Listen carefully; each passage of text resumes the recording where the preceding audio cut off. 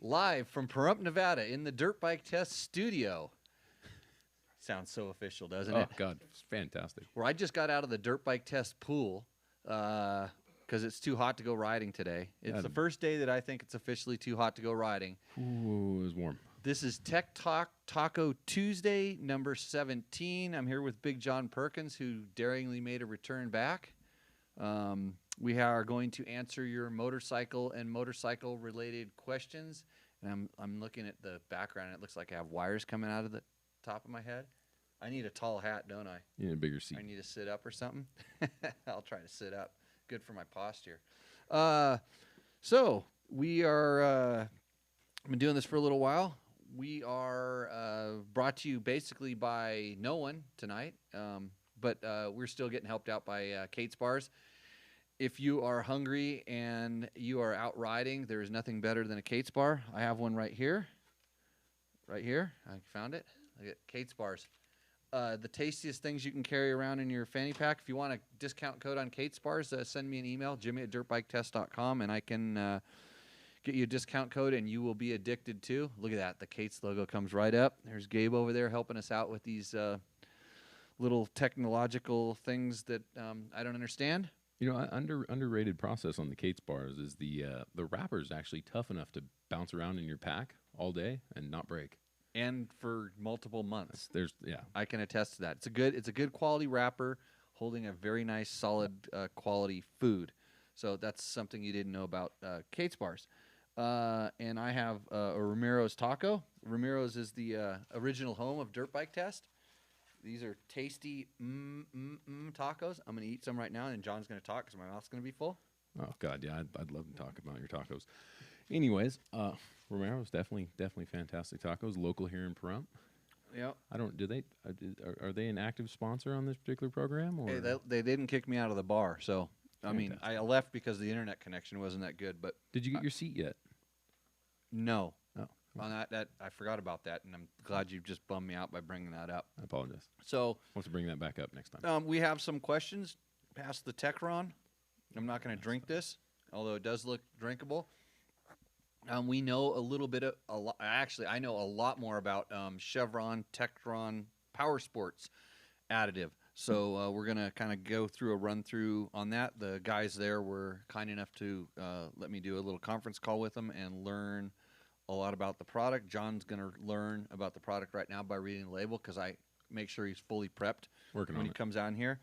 And as my social media criticizer, he also was nice to me today, and he said he learned everything he could about the 2020 Yamahas by reading Dirt Bike Test posts and or going to our website. Or did you just look at Instagram? I may or may not have used social media to find such information, but it's so hard when social media is such a big part in most people's lives these days. Yeah. So you tripped over it on accident. Yes, exactly. What else did you trip over today, by the way? What was your scary moment today? My scary moment. Yeah, you said you had a scary moment. You went over your parents' house. You walked into your parents. You visited. Oh goodness! Actually, a fantastic time. I walked into my parents' house this afternoon, and they had Tech Talk Taco Tuesday on the TV, on the big screen. Motorcycle lovers, all of them. Yeah, your parents were stalking you on the internets. How did they find out about that? What was there? I'm gonna go with the social media stumble upon. Yeah, same as most information that's passed around this world. How parents keep track of their kids. Yeah. Okay, so I'm gonna dive right into some of the questions that we received over the course of last week. As usual, we put these up. Currently, we're putting them up on YouTube. Eventually, there'll be a podcast someplace when I get unlazy and start to produce that and put it up someplace. But right now, you can ask your questions on our YouTube feed and or on this live feed if you're watching it now on Facebook. And this is from David Lindenschmidt. And it says he sent it 12 hours ago, but that was a week ago. He says, would the JD Tuner add enough fuel for an open exhaust? All the shops keep telling me I need a Vortex or a Get. I have a 2017 FE350. I mainly just chase my 6 to 8-year-old boys around on trails only. I'd like to either add an end cap or a slip-on exhaust. That's really it. Yeah, all you need is a JD jetting tuner. The funny thing is I'm not 100% sure. I mean, the Vortex is kind of more. It's a more high performance thing because you can also tune the ignition as well as the fueling. And it's generally they give you 10 maps inside of it, and they're back ordered all the time. It seems like the Get. I don't know that they make a. That's usually data acquisition stuff, correct? Yeah, Or- as far as I know. Yeah. I mean, I know at the factory level they have tuning. They have tuning stuff, but I've not used a Get tuner or a Get ECU, so I don't know that. But for what you need, it will add plenty of fuel for an open exhaust. It'll add too much fuel for an open exhaust, but you don't really want an quote open exhaust. What they are referring to when you say open exhaust, you just want to kind of get it freed up a little bit. An end cap or a slip-on is actually a pretty dramatic increase on that bike. It's really good. Only when you add the JD Jetting tuner or a tuner of that nature. So yes, it'll be fine. That's all that I have on my personal bike. So, and I run an FMF exhaust and the tuner, and I'm very happy with how much power it has. I don't do any other modifications for power. Those are pretty amazing kits for what you pay and what you get in return.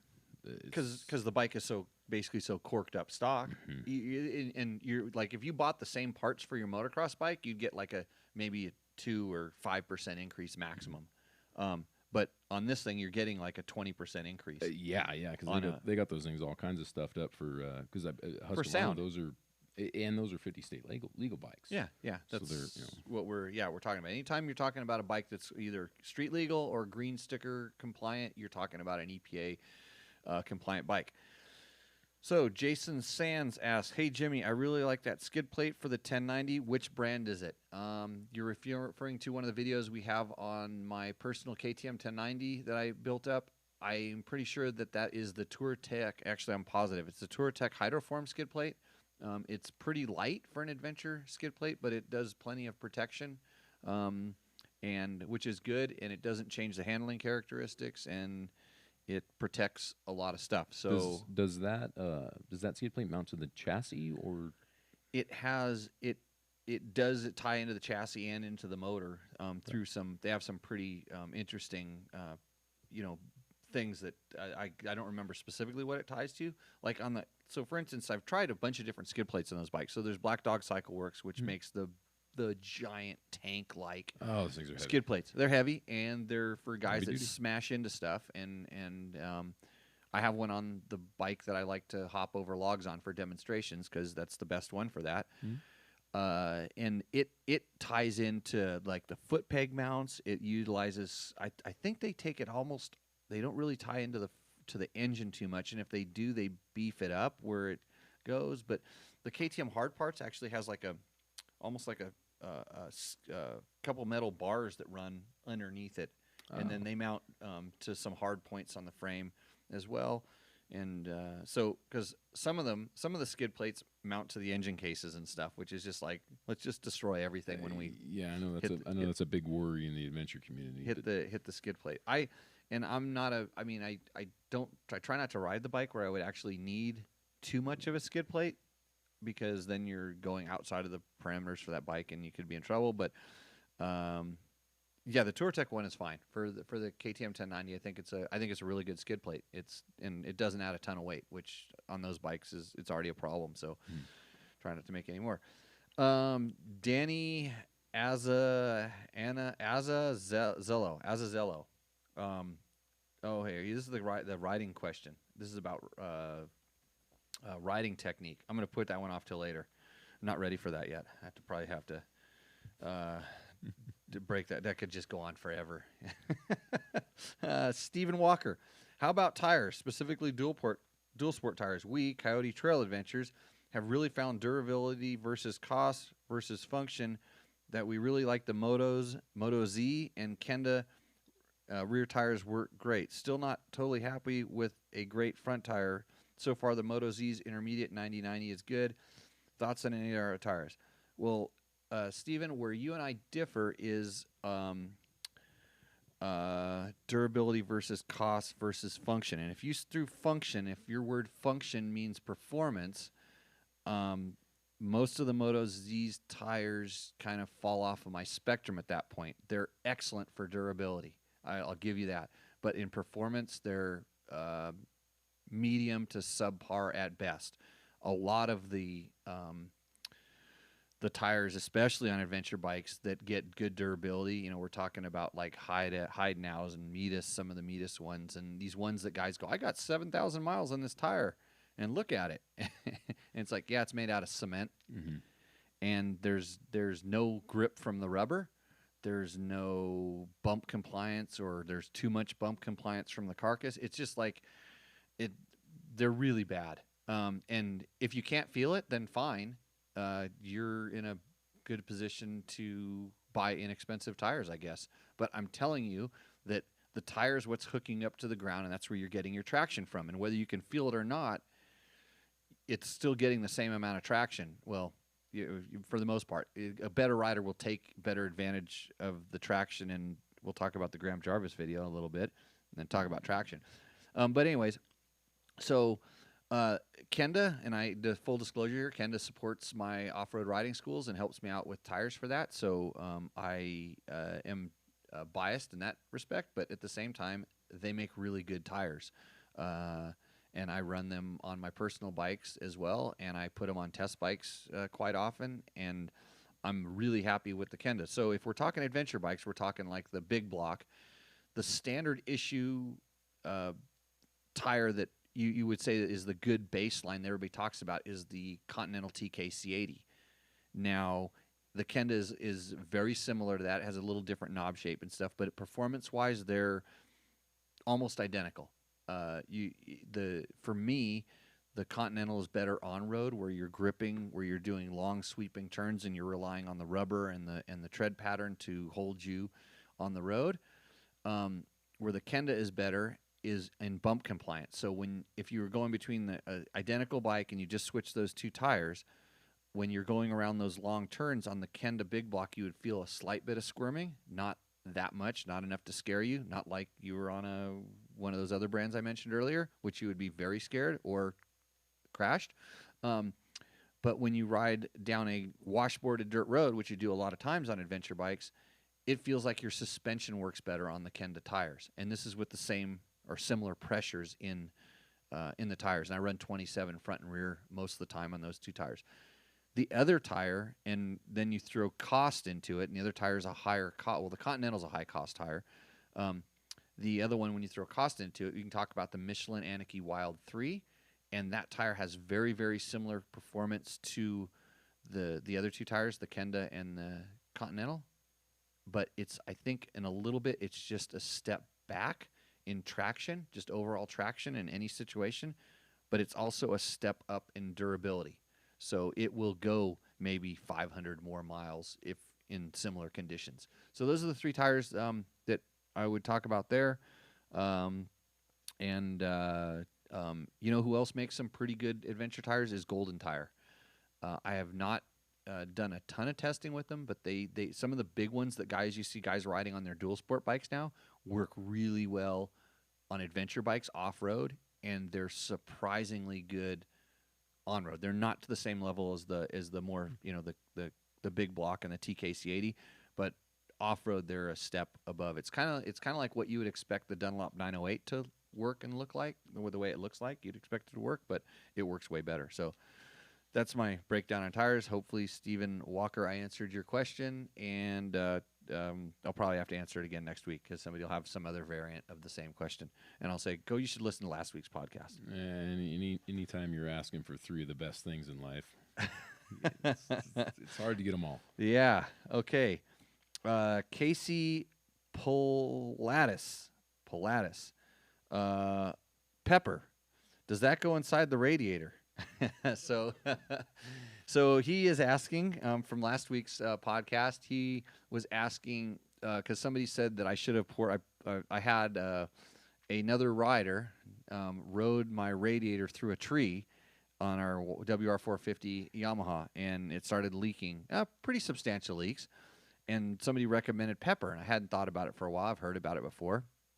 And yes, it goes in the radiator. So basically, when it starts leaking, you pour the pepper and a pretty substantial quantity of pepper into the radiator, and since it kind of floats and it has heavier and lighter pieces, it hopefully finds the holes, and those tend to plug the hole if it's not a big giant gaping wound. This thing was so smashed, all the cracks were kind of like cuts in the seams.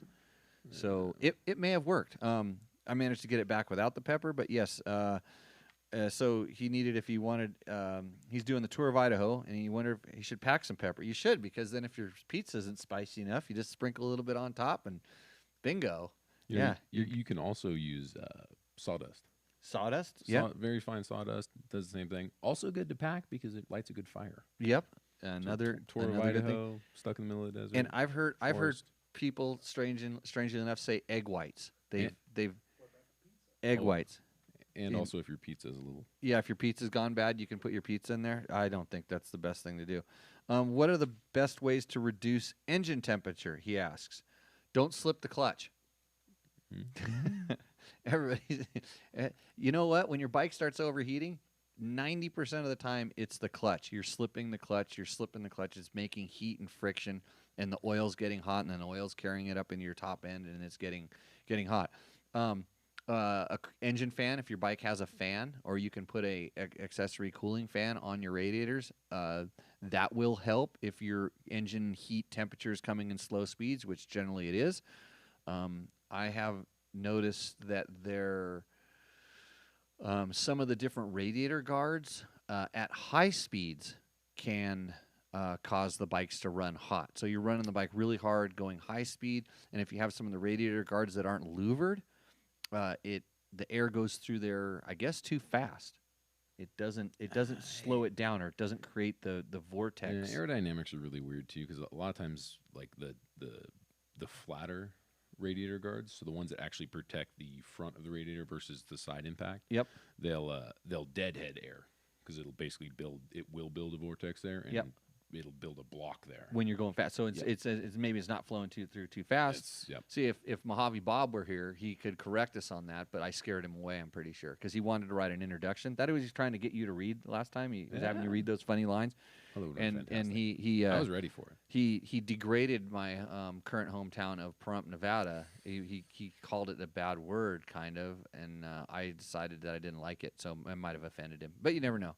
He may be watching live, but he doesn't have the internet right now, evidently, because he's relying on the excellent internet connectivity that we have out here. Fantastic. And he doesn't do Facebook. I'll bet you he does. He's a stalker on Facebook. So I don't know if your ideas differ on this, but quality antifreeze. I've personally found that I can drop quite a few degrees by putting something along the lines of engine ice or water wetter. Oh, okay. So that is he's working up that thing. So he's asking about fans, aftermarket radiators. You know, some people make aftermarket radiators, or start with something like Evans coolant. I have found that good, pure water is some of the best stuff to have in your radiators for kind of like cooling. I mean, that's because antifreeze doesn't actually have. Yeah, and so I've seen people add antifreeze, and all of a sudden they start add a lot of antifreeze. You know, because usually it's 50-50, which is good. Well, if you have freezing issues and stuff like that. If you don't have freezing, you don't necessarily need it. But I did do some tests a while back where we used water wetter and added the appropriate amount of water wetter to the water, and it did drop it like 4 or 5 degrees, which was pretty good. I have tried some of the different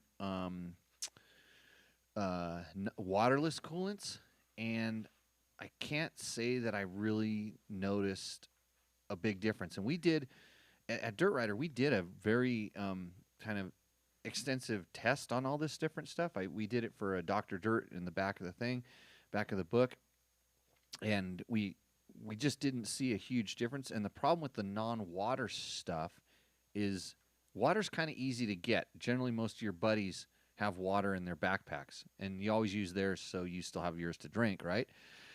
So you can pour some of their water in your radiator, but if you can't mix water, I don't know who's carrying that stuff. And so, like on something like a Tour of Idaho in,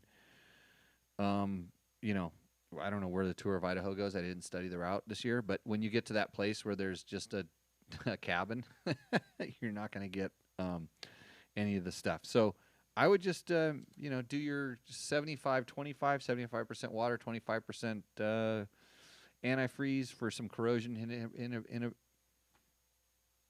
Yes, of course. inhibiting factor. Yeah. Yeah. Distilled water. Yeah. Distilled Especially water. Toro Rhino, you definitely want some of that antifreeze in there. Yeah. Should it get to It gets cold, significantly below and add water wetter. I've had good luck with it, and it did. I remember in the test, it did. All of them dropped it a little bit. There was some sort of drop. Well, some of them didn't. And the other thing about that is some of them cooled down quicker than others. I mean, how they dissipated the heat, and you have to understand. And I did some testing with one of the Boysen impeller kits. That has a different impeller and stuff. That I did a lot of testing with it, in fact, because someone was telling me that it really works. It really works, and I found out that your cooling system is a system, and if you replace one part, generally they're all engineered to work to each other's level. So when you start spinning your coolant faster into your radiators that can't handle the coolant coming through there faster, it doesn't make a difference. And so maybe that is the case with some of these coolants. That they maybe they need to spend a little more time, or maybe they don't need to spend as much time in the motor and more time in the radiator. And so there's a lot of stuff to it. But I mean, quit slipping the clutch, and you don't need to worry about this. And I think that pretty much sums up the question about bigger radiators as well. Yeah. It's. I mean, bigger radiators can help, and they can also hurt because you don't want your bike running too cool. Mm-hmm. Yeah, they run good at a certain temperature, And better at a good temperature. And then in the same sense of, I mean, if you're doing something really technical and you're constantly slipping the clutch, constantly really low, grunty, slipping clutch, lots of heat in the motor, lots of heat in the bike, it may stay cooler a little longer, but now you've got a bigger radiator full of the same temperature water and still no wind to cool it down. Yeah. So it's now you've just got a larger mass of. Now you have warm more water. heat that you got to get rid of somehow or another. So, it's a system. Remember, they do a pretty good job of designing and engineering this stuff. So the fan would probably be your first. If you don't have one, the fan would be the first step in that direction. Okay, let me see. I had my things. We're going to talk about the 2020 Suzukis, which will take about 10 seconds, and then we'll talk about the 2020 Yamahas, which will take a little bit longer. But I'm going to answer the riding question. I'm going to go for it. Okay, Danny Anza Zello. Talking about gear and bikes is fun and all, but let's not forget to talk about the actual riding. I have two questions. I have about 100, but you have two. First, in your experience teaching and observing people ride, what works for getting weekend warrior type riders who come into the sport past the time when learning is easy and injuries heal quickly to keep progressing? So you're talking about new old dudes. Is that am I decoding that right? That's okay. right. That's right. I just say they should come to my riding school. Yeah. Best $700 you'll spend. It might not be $700 by the time next year rolls around, but incredibly cheap compared to one cast. visit. Yeah, one cast. One cast will negate that. In fact, it is the best modification you can do to your motorcycle is to put a better rider on it. I've found that with 100% consistency, putting a better rider on the motorcycle. So as far as modifying the bike, put a better rider on it. So what works getting the weekend where it's in reality, okay, so far the best I know of is to try and find people to ride with who are faster and hit the gym during the week. Okay. I know a lot of guys that are fast and hit the gym all the time, and they can't tell me what they're doing. And I sure as heck don't want to follow them. And I'm talking about me riding with guys that are way faster and hit the gym all the time. Mm-hmm. I can watch them, and because I know what they're doing, I can kind of learn. But if I didn't know what I was doing, I wouldn't want to, because they're going to tell you to get over the back and gas it. Right? Yeah, I mean, there's all sorts of things that can go wrong with that scenario there. I mean, yes, in the ideal perfect scenario, if you follow a guy and he's faster than you, you should get faster. If you have all of the fundamentals, if you've got everything down, if you know what you're doing and you know what you're applying, then you can pick up a little bit of time here in tenths of seconds. You're not going to jump a 10-second lap time span by following someone that's faster than you. You might ride over your head and make it a couple laps before you crash harder, but then you have the injuries that don't heal so quickly. Yeah, back to that. I'm going to answer the second question. I'm going to roll back into it. So, second question: teaching noob ladies, how to ride. I see a lot of angst with dudes trying to get their girlfriends, wives, just friends, to at least hit the trails with them. Very different mindset, etc. Tips and tricks to make it fun and avoid the usual pitfalls. Dimitri, I think my wife answered that question on the forum where you answered it, and she suggested have her go riding with girls, and because I can tell you that as the course director of an all women's off road navigation rally, they are different. They're definitely different. So I can't explain it because I'm not one, but heed her advice. Sometimes they don't. It's just like even with your buddies. If you have two completely different skill levels, you probably shouldn't go riding together. I mean, like if you both want to enjoy it, if there's a teaching relationship going on. But my wife Heather would tell you straight up that I was probably the worst teacher she ever had, other than I just beat it into her. Did I say that out loud? Yeah. It was painful. The terminology it was painful. It just because it's hard to teach someone that you're close to. No, of course. It's way better. It's a lot easier to hire a argue. coach. So roll back. Here's the thing: is when we're talking about riding skills and stuff, it's really simple. I'm going to give this to you right now. So a motorcycle does four things: it accelerates, it decelerates, it initiates a turn, and it controls a turn. This is in my world. Other people teach differently. So I can explain anything that anybody does on a motorcycle at any time in using those four terminologies. I can say it's doing this, this, this, and this. When you get up to expert level, those guys can blend stuff together, blend two things together and make it work. But the reason they can do it is because they do it instinctively and they're not thinking about it, and they have very high level control of the basic functions in the motorcycle: throttle, clutch, brakes. And number one, they have balance. So everything I talked about, those four things I talked about, everything revolves around two things: balance and traction. So most riders, most of the time, are out of balance, especially the weekend warrior types who come into the sport past the time when learning is easy. They are constantly out of balance. And the funny thing is they have balance. They walk around all day. They don't think about balance when they get out of bed, and they manage to balance quite well. But they get on a motorcycle and everything goes out the window because all of a sudden they're trying to use their hands for balance. And I don't know very many people can do handstands and walk around on their hands. And then they start trying to control the bike with their upper body as opposed to using their feet like they should. So this is the kind of stuff we teach. It's really basic. But if you want to start out just from the minute they get on the bike needs to be balanced. When they generally they crawl onto the bike, they should be balanced on the bike. They shouldn't be putting 2 feet down. They should only have 1 foot down because when the 2 feet come down, then they're trying to straddle a motorcycle and then they're along for the ride. So lots of techniques. So I would just concentrate on making sure they're balanced to start with. And then if they can't do something slow, in other words, ride around slow, trials riding skills very slow, they can't do it fast. And they should never try to do something fast if they can't do the same thing slower than they feel comfortable. There's a comfortable speed, and if they can't do it slower, they can't do it faster. That is that simple. And we spend a lot of time teaching that, I think. Don't I teach that? Yeah. There's a couple of things. Snippets in there. My biggest thing with teaching women, whether it's your significant other, whether it's your friends, significant other, anything along that sense, is bike selection is actually a pretty big deal to women because bikes weigh very little when they're in balance. I thought you were going to say the pretty one.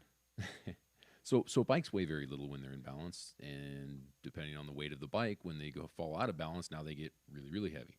Jimmy will contest to this. Every time he falls over on his adventure bike, they so The bike falls over yes, the because I bike can't falls over. hold it up because it's too heavy. But when looking for a motorcycle for these particular women, don't go diving into if it's her very first time on a motorcycle, don't dive into a full size bike and then go get it lowered.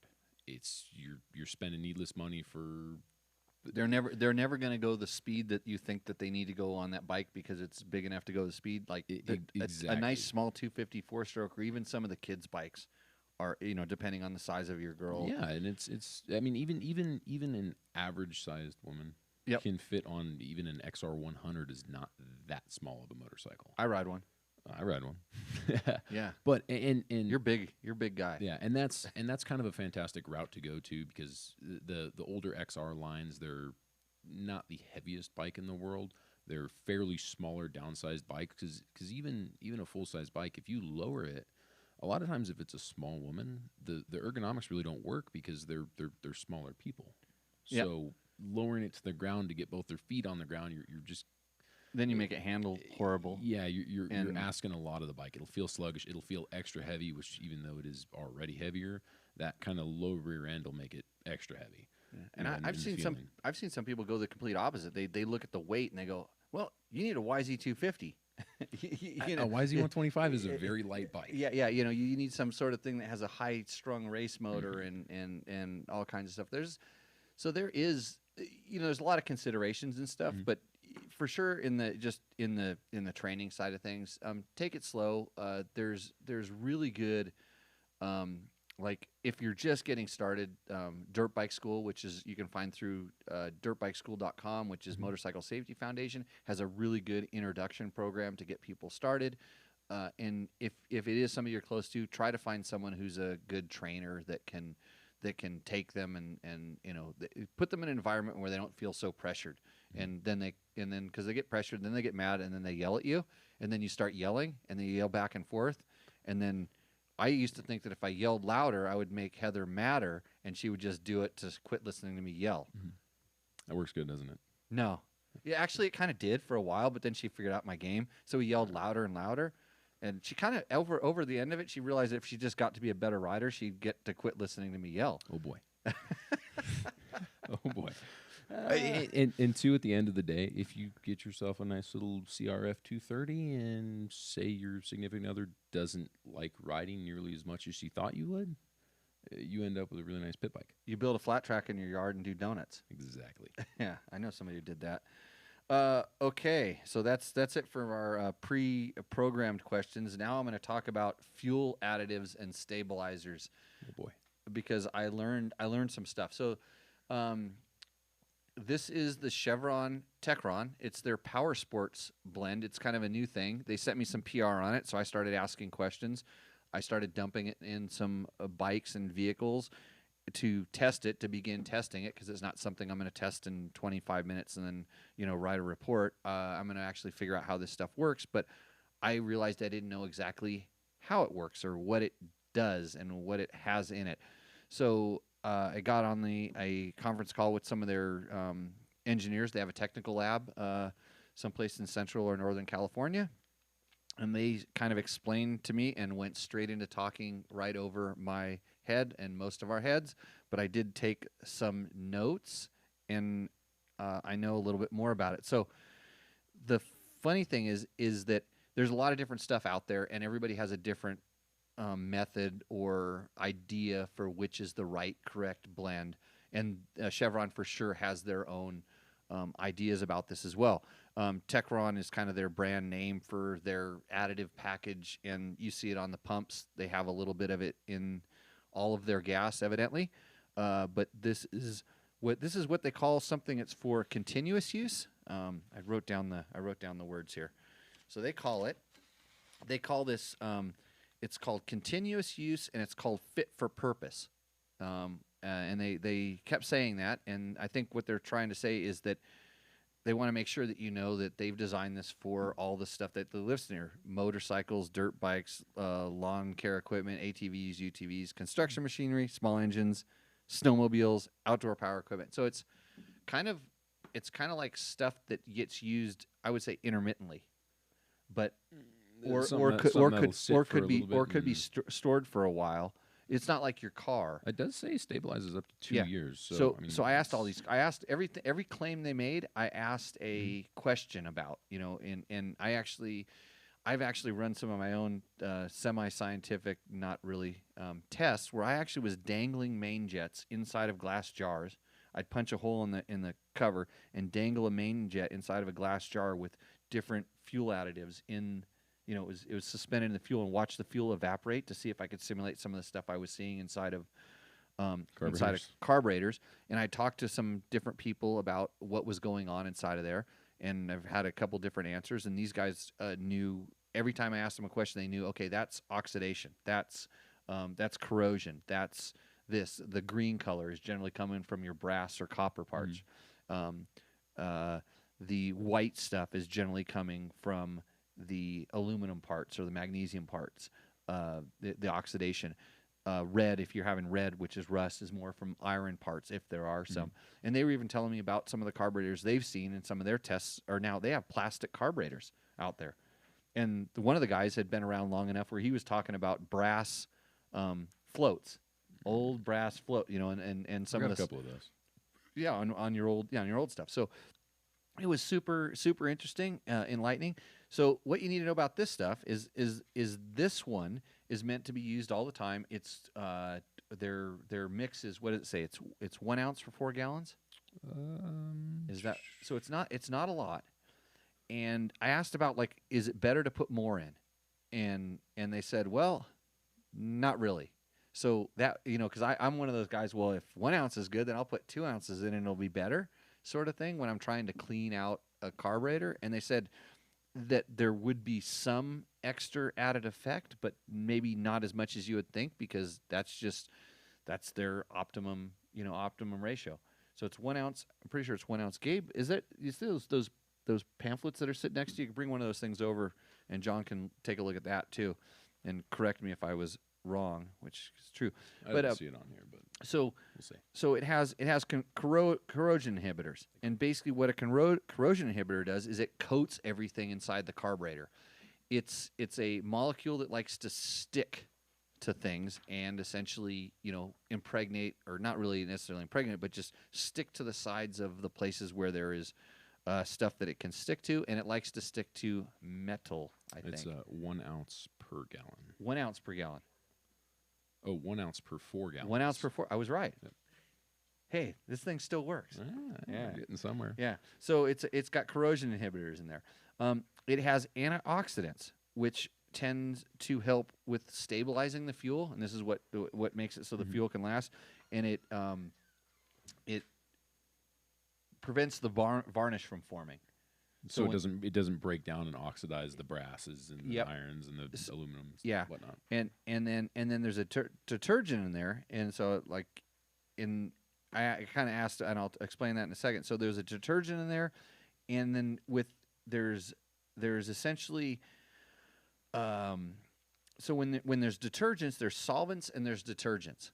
And so solvents would be a little harsher chemicals, and they said there's a little bit of solvents in there, but not a lot, because it's meant to be. I see it's alcohol free. Yeah, it's meant to not be hard on your carburetor, and then but it uses detergents, which are, get this, polarized head long chains hydrocarbons. Yeah, exactly. Yeah, exactly. Same stuff that's in Rotella. Polarized head long chains hydrocarbons, and what those do is they I may have made that statistic up. I apologize, but it's okay. So they are basically attracted to the stuff that, like, might be the gum or the varnish. That's what the polarized head part of the thing does. And then the long chain hydrocarbon is like a tail on this thing, and then it grabs the contaminant and drags it out. And it does this inside of your fuel, inside of the carburetor or fuel injector, and evidently it does some of that inside of the combustion chamber and in the intake track, so it can remove carbons, and deposits, and so this is where it kind of went over my head. And so, like, if you're listening to this right now and then you're going to go explain it to your friend, you're probably going to get it wrong because I have a certain amount of wrong, and you know how they like if I whispered in your ear something and it goes around the table, and so you just got to remember that is probably the case. I saw Mitch walked out, so he probably figured out that he didn't want to hear anymore. But I came back. yeah, he came back though. But anyways, it sounds like pretty good stuff. It sounds, and I have had, so I've used their fuel injector cleaner before, and I've had success with it. And I told them how I used it. I actually, when I was noticing a fuel injector starting to get plugged, like on a single cylinder motorcycle, when you start losing power, it's generally, if everything else is good, and you start losing power, it's fuel filters, i.e. you're not getting enough gas, or fuel injector.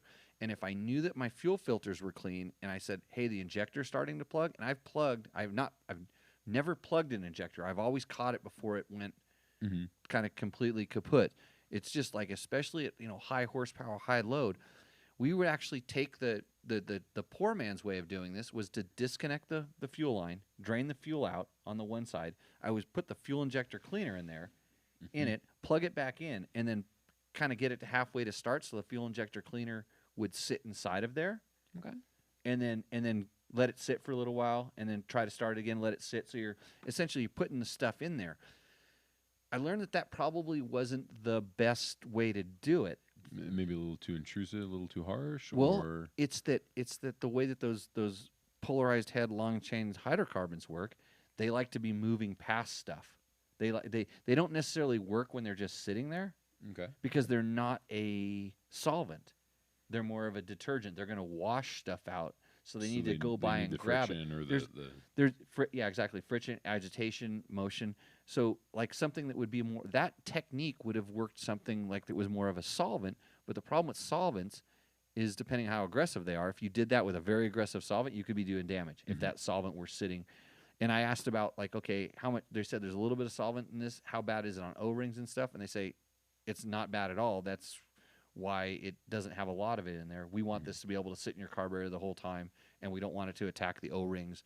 And we have seen, especially in carburetors that have all these mid-body gaskets and stuff, if you put some harsh solvents in there, even like when you're spraying, especially when you're spraying like a carburetor cleaner or something in there, and it gets in there and it sits, it'll either dry the O-ring out or it'll melt it, one or the other. It takes some of the parts out of the rubber, and so that is what I've learned about that. So to test it, I'm going to do some of my little tests. I'm going to put some of this stuff in some of my glass jars and evaporate some stuff off with pilot jets hanging down in there, and see how it helps the fuel, how it stabilizes the fuel, essentially. And the other thing we talked about a lot was ethanol, the ethanol in our gas, which is in most everybody's gas. And here's the interesting thing, because water is very corrosive. Yes. And that's the problem, is that ethanol attracts water. So if you have just zero ethanol gas, it can take about 150 parts per million of water. When you have ethanol gas at 10%, it can take 5,000 to 7,000 parts per million of water. So now you see how much water your ethanol gas is absorbing. And that water getting in there is what's causing all of the problems inside of our carburetors and or fuel injectors. So the idea behind the stabilizer is that it's going to mitigate the amount of parts per water it's taking on, or it's going to. Okay, I made a Is that too note much of about a this. question? It's tricky. It has to do with the emulsifier. When the water separates, and you see how it's good. I feel like we should have a graph for Hey, this. Chris Barrett, I need help here because it's good. Good stuff. Is it neutralizing the bad issues? Mitch called this in here. It's neutralizing the bad issue. It does. It helps. It helps. I mean, no matter what, your ethanol gas is going to suck in. It's going to pull in more water and stuff. This mostly because it's done the coating. It's done the corrosion inhibition. It mitigates the effect of the water inside of the fuel system.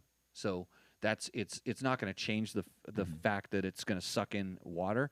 And then a lot of how much water it is has to do with temperature, and at a certain temperature it actually separates. and it was crazy when this chemist started talking about all that stuff. It was amazing, and I took it in, and I kind of have a vague. That so Instant- so that might be the thing that I would be the most interested in. Wouldn't so much be the fuel stabilization and it's right here the corrosion, whatever that word is that you've written down there. Corrosion inhibition. Inhibition. That would be kind of my biggest want in this particular product. I would say, because a lot of times you pull these carburetors apart and it's you've got a pilot jet that is now green. Looks like it's covered in algae. That's the brass. That's the brass from all your other jets that has been corroded and spread out. Yeah, which you don't know. I mean, has that taken your 220 jet to a 223 and a quarter? no, it usually makes your 35 pilot a 0. Yeah, that's usually, and then the air passageway that thing when it goes up inside of there, it makes that so you're open the valve all the way up and it's still like it's all the way shut. So, but once once you've taken that and it's so if the outside of this jet is green and mossy looking, and you clean out this pilot that has now gone from a 52 to a 0, is it now a 53? I mean, there's got to be some material loss there, correct? yes, We're not talking a very big hole here. No, so. for sure, and especially it depends on how you clean it out. I used to use welding tip cleaners to clean them, and sometimes you get it right and it run fine, and sometimes it is all of a sudden it's wrong. So replace, you can replace it. So the idea with this stuff is, I think it's probably not a bad idea. And I asked this. I said, so if you're riding your bike every week, is this something you need? And they said, well, not in the short term, but in the long term. Having it in there every and they want to sell it, so they're saying, but if you put it in there every once in a while, the cleaning effect is going to work, and it's going to do it's going to clean some parts. And I have 3 or 4 trucks that have plus 200,000 miles on them, and I've put stuff like this in the tanks, and I haven't had to do any fuel injector work. Knock on wood, right? So, I don't think it's bad. And I'll test it, and I'll give you a full test when I can actually say some substantive stuff about how it works. So we put a lot of rental bikes away for the, and we've done different things. We've put 2-stroke gas in them, for instance, in the 4-strokes in all the bikes, because we noticed we had less of that bad reactions inside the carburetors on 2-strokes, less jet plugging. We said, oh, it must be the oil. So we were doing some of that. But then also the 2-stroke oil separated a little bit and, would gum up at the bottom of the carburetor, and then that would suck that in there, and then you have another new problem. Which I often wonder if that wasn't the reason it was working so well. Because by the time the fuel started to kind of degrade and take on water, the oil had already separated out of it, so now we had basically a layer at the bottom of the fuel tank of mostly oil. Yep. So it kind of kept the contaminated fuel towards the top. Yeah, because the oils don't, and the chemist also talked about the esters in the oils, how they don't like hydrocarbons and stuff, and so that's a good question. Is this safe to use with a 2-stroke? Yes. Yep, safety is. They don't recommend it for diesels, but it's safe to use with 2-strokes, and and it's good, and they're very confident in their 2-year storing, with stuff, which is pretty good. So I don't know if I'm going to store any of my bikes for 2 years, but they'll get 4 or 5 months inside of a 140-degree shipping container, and we'll see how that works out. So that's it. Don't drink this, John. No. So, okay, I'm going to turn on to the questions that we have, and then we'll talk about, or time to talk about the Yamahas. You want to talk about the Yamahas, don't you? I'm gonna rip through the questions as much as I can. Well, tell them what you like about the Yamahas. Yamaha, brand new, all new redesigned graphics. YZ125X. Got to be the most exciting bike that I've seen so far. I mean, there hasn't been too many 2020 bikes come out yet. So you're one of those internet goons that just like all you talk about is 2-strokes and 125s. Yeah, Long live the 2-stroke and the 125. Says the guy anyway who has probably the biggest XR200 following. Anyways, known to man. Okay, the YZ125X. I kind of saw it coming. I don't know why. I thought they had one in Japan for a while. I thought that was a model that they had in Japan, and they said, or at least the Yamaha representative said, no, they didn't have one in Japan. But don't worry, he's working on it. It's funny that you would actually see that coming, because KTM kind of was downplaying their 200 role and when they went to the 125 XCW, so Well, they have 150. oh, it's a 150. Yeah, now, 150 yes. XC. Yeah. I mean, obviously for Yamaha, it's not the biggest deal in the world for them to. They use the same formula as they have on their YZ250X. You know, it's the 18-inch wheel, it's the O-ring chain. The transmission on the 125 is already a 6-speed, so they don't need to do anything there. They've tuned the power valve, and that's the biggest thing they do on the YZ250X. I don't know if they do anything on the pipe on the 125, the 250X. The YZ250X is a really, really good adaptation of the YZ250 for off-road. Yeah, fantastic. If you're going to do Grand Prix and stuff like that, I tell people it's like get the X. Don't mess around with the YZ. The X is better, and it has a different transmission. In all honesty, I mean the YZ is a really, really high compression. We're talking just the R model, the 250 motocross model. Yep. High compression, rowdy motor. I prefer the X even on a moto track. Yeah, and It's a really rideable bike. and for a lot of those weekend warrior types who come into the sport past the time when learning is easy, I think to go from motocross to an off-road bike, even for motocross, is the power delivery is a little bit better. It's good. So we'll ride that bike as soon as it's available and let you know how it works. The other big news on the off-road front is the YZ250 FX, which is now it's got the app. It works with the Power Tuner app, so it's based off the 19 YZ250, which, as you know, we really like. That bike's a great motocross bike, and they did the FX adaptation to it, just like the YZ450 FX. So you can use the phone Power Tuner app, so you have tons of adjustability there. That is really hard to beat there. It's like buying 650 exhaust systems, 80 cams, and all different kinds of things. And then and it has the button. And it's funny, they have a video there. It's out on their social media sites, and it's just all about like pushing the button. And they actually did a really good job with it. They show the guy like ripping out in the open, and then coming in the woods and hitting the button, and then you hear the bike going as opposed to and. Yeah, I know when Yamaha kind of first came out with that app, it was really quite amazing how broad of a spectrum they offered with that. Yep. I mean, it was you could take a rowdy R model 450 and turn it into a puppy dog bike. 2005 450X with a super low end grunt. Yeah. It was. You could really do a lot there. Yeah. So. Yeah, I think I'm excited about the YZ250FX. I think if you're in that realm, and you saw how well and we even alluded to that bike coming out, but you saw how well that YZ250FX even did in the 2019 form in our comparison. It was kind of like the all around. It was the one that did everything. It definitely had some points where it just kicked ass, but what a good bike! And if it's going to get like YZ better, kind of like the 450 did.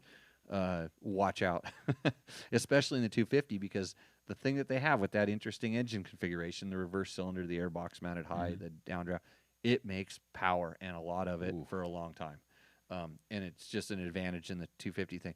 So the YZ450, and John was pretty stoked on the gray color. The gray colorway. Where's the gray? That's the gray. He said black is back. Yeah, black and gray. Yep. According to Yamaha, it's not technically black, but it's gray. Yeah, it's gray. Yeah. So a little bit of blue there. They have a blue one and they have a gray one, and that bike they're calling it all new. Hey, so black wheels. Was it blue? The blue one probably has blue wheels still. So so that one has quite a lot of changes inside the motor. It's an all new cylinder head. It has a different. Probably what you're going to feel the most from is it has a longer rod and a different different height cylinder. It's still displacement's still the same, stroke's still the same, but they've changed some stuff around. So they're obviously they going. changed the angle of the cylinder, correct? Didn't they? I don't think the angle. No, because the frame is still the same shape and everything like that. They have new engine mounts and they're tuning the rigidity of the chassis, some thicknesses in places. They've played around with the suspension and stuff, but they're Yamaha over the years. It's kind of like KTM. They're going for reduced friction. Everything they could do to find reduced friction inside the motor. With just even the air pumping through the motor. They're working on that kind of stuff. That's where we're at with power, and it's not that bike needed power. I mean, it had plenty of power. They're just trying to spread it out differently and make it better. But they're boasting more power for 2020, correct? yeah, they're definitely saying there's more power. Actually, I have the thing. Let's see. Rear slanted. Let's see. In all, the lighter, more compact engine produces increased power across the entire RPM range for a stronger and more linear pulling power. That is So that's a mouthful. that is getting seriously impressive these days. I mean, we're That somebody can write all those awesome words. that they can put all those words in there, but then also that we can get 450s that are putting this amount of power this smoothly. I mean, it's almost jaw dropping to really think about it. I mean, how much peak horsepower did your XR650 in Baja make? Probably not 60, or I think these are around 58. It depends on the dyno. If I ever get a dyno, my dyno is going to have like 5 more horsepower than anybody else's. Yeah, But I mean, we're talking everyone.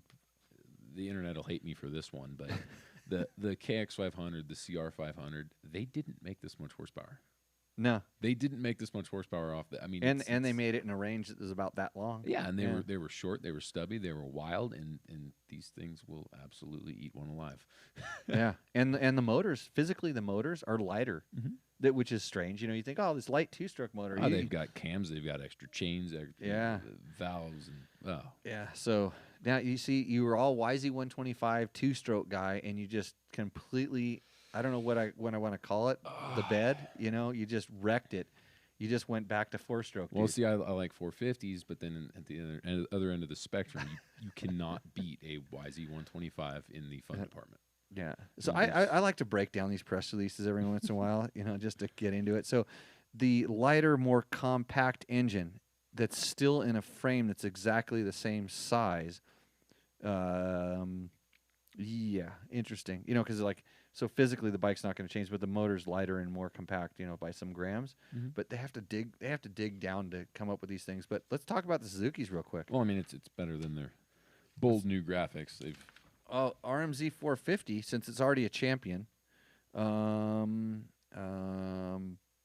lot of stuff happened last year, is what they're saying, and they're going to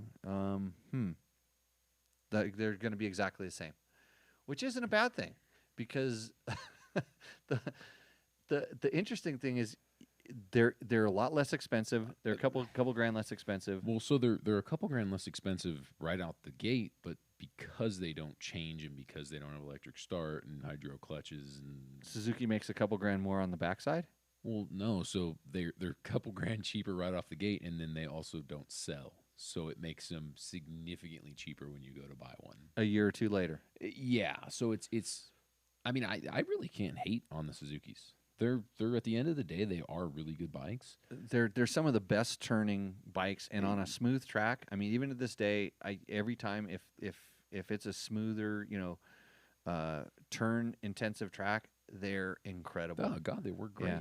And even a couple years ago when we tested the RMZ 450X, RMX 450Z, yeah. 450Z, that was a really good motorcycle for what it was, and it really didn't get this. Oddly big, enough, that one had electric start. it did have electric start, and it even then didn't get that big of a bump from sales. It didn't sell that well. Well, they kind of had them for a while, and then they kind of went away, and they're But at the end of the day, I've actually got quite a few buddies that went out and purchased one of those, and they currently are still racing them in the desert and racing them in Grand Prix style races, because it gets them into the 450 class.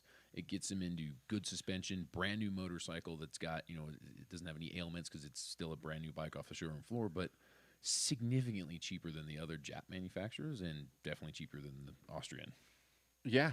And when we're talking about all these bikes, the levels, like Yamaha's done all these improvements to their bike, let's just say, and they made a lot of improvements, and if you're on the edge of like, I need every last bit of this, which none of us do, but we all feel like we do, you're going to notice the Yamaha, like from last year to this year.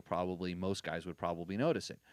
Now, if you rode the Yamaha and the new Suzuki and you're not at the kind of the top of your game, and we've had this happen when we do shootouts and stuff like that, if the guy isn't really into it, like following everything or really feel it, sometimes the Suzuki's actually a better bike. Yeah. I mean, it's not better when they have to kickstart it. You know, it's not better when the track gets rough. But this is the kind of guy that is not going to ride around a rough track. And even then, I mean, at the end of the day, okay, so we have to kickstart this bike. It's a little harder on the left hand, but the money you save there. I mean, if you were to go out and try to be a privateer racer right Yeah. now, I mean, think of the amount of tires that you could show up with, brand new sticker tires to every race you show up to for 2 years would negate the cost of the bike. Yeah, and I like. I'm not defending it. You know, I mean, I wish they were making new ones, you know, better ones every year and stuff. But there's a, like I said, there's a spot for it, and there's variety. I wish somebody would actually make like almost a budget motocross bike. And I don't want to call the Suzuki a budget motorcycle bike because it's or not. motorcycle, and it's a good quality bike. But at the end of the day, because they don't pump R&D into it every single year and constantly raise the price, Yep. It's good for the motorcycle economy. It's super good, just like the YZ125. Everyone complains that no one ever changes these. Oh, they YZs. don't know. Oh, yeah, they did complain. They were just saying it should be direct injected and Of port course, and but then it would cost two-stroke $10,000 and it would have a KTM sticker on it. It's No, it still have a Yamaha sticker on it. It needs to have a hydraulic clutch, and it needs to have. Oh no, we got off the air forks. Where are we at now? But yeah, so I mean that bike is fantastic for the economy, and this X I think is fantastic as well because it's maybe MSRP might be $300, $400, $500 more to get an 18-inch wheel and some different characteristics out of it, but you're still probably I don't want to throw numbers out there, but several grand cheaper than yeah, the next we looked at some dealers when we were doing our 450 shootout because we had to, you know, just in stacking it, we had high level riders that were, you know, complaining about the Suzuki, and it was mostly about the shock. In all honesty, a little bit of the fork, a little bit of shock, some about the weight. You know, when we got over the kickstarting issue,